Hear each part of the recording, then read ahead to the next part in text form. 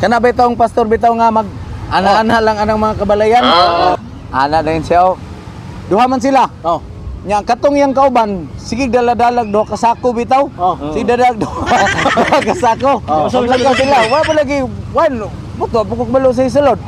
Karon kay pingingo man ang pastor na okay, mga igsoon.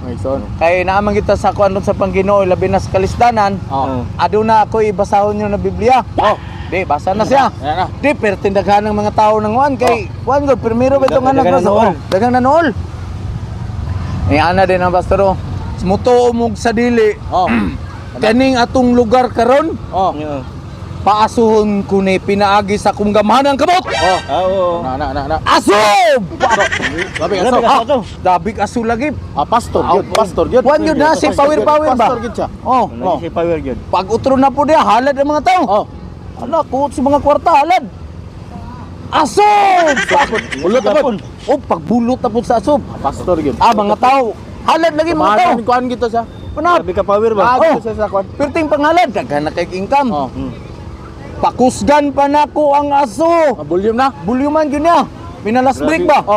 Aso! Wala man yung aso. Ingit na po siya. Aso! Matay taon-taon yung gawas itong yung kawan. Katong gadalag sako. Ngayon, Pastor! Wala may bunay! Booking!